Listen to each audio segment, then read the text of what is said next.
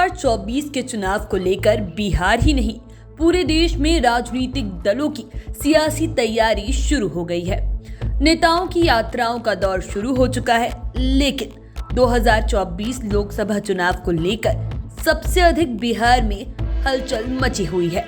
बयानों की जंग ने तेज रफ्तार पकड़ ली है। विवादित बयान देने में कोई भी पीछे नहीं है। आम आवाम से लेकर पॉलिटिकल एक्सपर्ट्स तक एक्टिव मोड में नजर आ रहे हैं, लेकिन इन लोगों की सबसे अधिक नजर नीतीश कुमार पर ही है।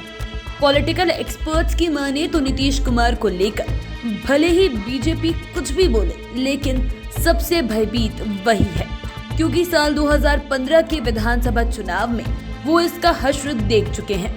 इधर नीतीश कुमार बिहार में समाधान यात्रा पर निकले हुए हैं। इसके पीछे नीतीश कुमार की स्ट्रैटेजी तलाशी जा रही है।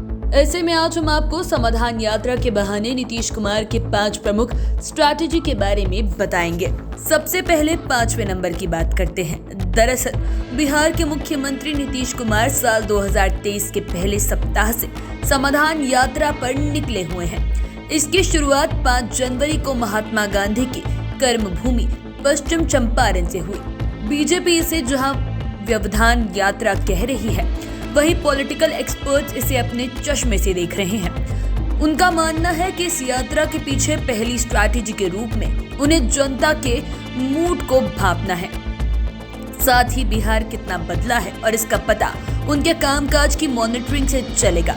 इस यात्रा के जरिए वे अपने पिछले 18 सालों में किए गए कामकाज को देख रहे हैं। वैशाली हो या छपरा हो या आरा या फिर बक्सर, हर जगह मुख्यमंत्री नीतीश कुमार कह रहे हैं कि समाधान यात्रा के पीछे वे अपने किए गए कार्यों को देख रहे हैं और जो बच गया है उसे पूरा करेंगे। बिहार में क्या बदलाव आया है, इस पर भी उनका फोकस है। अब बात करते हैं चौथे नंबर की। चौथे नंबर पर जेडीयू की स्थिति को पॉलिटिकल एक्सपर्ट्स देख रहे हैं। दरअसल साल 2005 में जितनी ताकत और जितनी एनर्जी में जेडीयू था, उसकी तुलना में अब वो आधा भी नहीं रह गया है। न पहले की तरह जेडीयू के लोगों में एनर्जी है, न ही पहले के विधायकों की संख्या है। इसे लेकर भी मंथन चल रहा है। पॉलिटिकल एक्सपर्ट्स की माने तो नीतीश कुमार की समाधान यात्रा के पीछे जेडीयू को मजबूत करना भी मुख्य स्ट्रैटेजी में शामिल है। आंकड़ों को देखने के लिए थोड़ा फ्लैशबैक में चलना होगा। अक्टूबर 2005 की बात करें तो पाते हैं कि साल 2005 के बिहार विधानसभा चुनाव में जेडीयू को 88 सीट्स मिली थी। वहीं इस संख्या के सहारे में बीजेपी के साथ मिलकर उसने आरजेडी को सत्ता से बाहर कर दिया था। तब उनका वोट परसेंटेज 20.46 था, लेकिन साल 2020 के चुनाव के बाद जेडीयू विधायकों की संख्या आधी हो गई है। वोट परसेंटेज भी घटकर 15 पर आ गया है। ऐसे में नीतीश कुमार की कोशिश है कि जेडीयू को पुरानी ताकत में लाया जाए। साथ ही लोगों के बीच अपने मुख्यमंत्री को पाकर जेडीयू की नेता और कार्यकर्ता एनर्जी फील कर रहे हैं। अब बात करते हैं तीसरे नंबर की। नीतीश कुमार समाधान यात्रा के जरिए ये भी चाह रहे हैं कि महागठबंधन के कार्यकर्ताओं के बीच कोऑर्डिनेशन भी मजबूत रहे। ऐसा होगा तभी केंद्र की राजनीति में वे मजबूत होंगे। दरअसल बिहार में पिछले साल जब सियासत ने करवट ली, 9 अगस्त 2022 को मुख्यमंत्री नीतीश कुमार ने एनडीए सरकार को बाय बाय करते हुए महागठबंधन के साथ हाथ मिला लिया। तभी उन्होंने ऐलान कर दिया था कि सभी पार्टी के कार्यकर्ताओं के बीच कोऑर्डिनेशन का काम किया जाएगा। इसी बीच बिहार के कुढ़नी में उपचुनाव हुआ और इसमें महागठबंधन उम्मीदवार की हार हो गई। इसके बाद उन्होंने सभी पार्टियों के कार्यकर्ताओं के बीच कोऑर्डिनेशन करने पर बल दिया, ताकि साल 2024 के चुनाव में वोटों का ट्रांसफर आसानी से हो सके। और समाधान यात्रा के पीछे स्ट्रैटेजी को भी पॉलिटिकल एक्सपर्ट्स देख रहे हैं।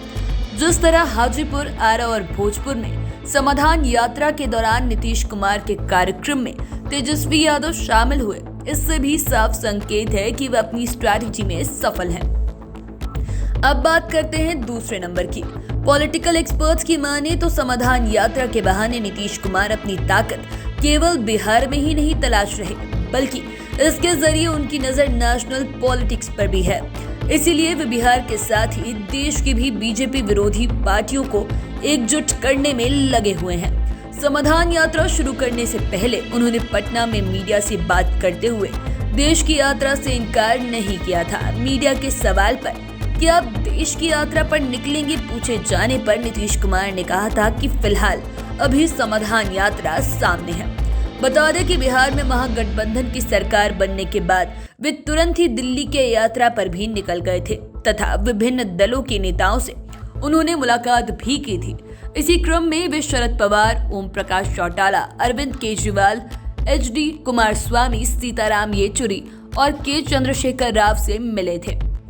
इतना ही नहीं, लालू यादव की मौजूदगी में नीतीश कुमार ने सोनिया गांधी से भी मुलाकात की थी। बताया जाता है कि इन 13 पार्टियों की लोकसभा की करीब 500 सीटों पर मजबूत दावेदारी है और अगर ये सभी पार्टियां एक साथ मिलकर चुनाव लड़ती है तो साल 2024 में बीजेपी को 500 सीटों पर कड़ी टक्कर दी जा सकती है। अब बात करते हैं पहले नंबर की। समाधान यात्रा हो या फिर देश की यात्रा, हर यात्रा के पीछे नीतीश कुमार की सीधी नजर दिल्ली की सियासत पर है। उनकी सीधी नजर पीएम की कुर्सी पर है। हालांकि नीतीश कुमार कई दफे कह चुके हैं कि उन्हें ये बिल्कुल ही ख्वाहिश नहीं है कि वो पीएम उम्मीदवार बने।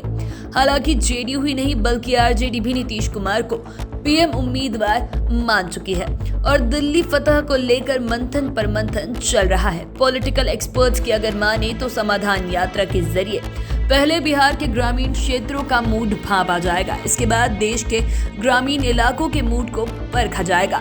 दरअसल बीजेपी भले ही शहरी क्षेत्र में खुद को मजबूत साबित कर ले, लेकिन ग्रामीण क्षेत्रों में आज भी बीजेपी की पकड़ काफी ढीली है।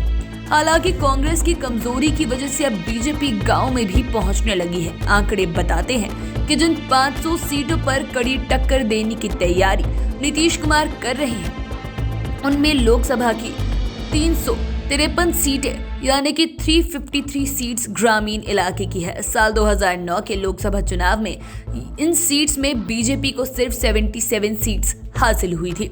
साल 2014 में ये ग्राफ बढ़कर 190 और साल 2019 में ये 260 हो गया था, जबकि ग्रामीण इलाकों में बीजेपी की इस जीत की वजह से कांग्रेस को सबसे ज्यादा नुकसान हुआ था। साल 2009 के लोकसभा चुनाव में 353 में से 123 सीटों पर कांग्रेस को जीत मिली थी। वहीं साल 2019 में यह आंकड़ा 26 पर पहुंच गया। क्षेत्रीय पार्टियों की सीटों में ज्यादा बदलाव नहीं आया। साल 2009 में ग्रामीण अंचल की 153 सीटों पर क्षेत्रीय पार्टियों ने जीत दर्ज की। साल 2019 में आंकड़ा 120 के आसपास रहा और इसी आंकड़े को बढ़ाने में क्षेत्रीय दल लगे हुए हैं और नीतीश कुमार का इसी पर फोकस है।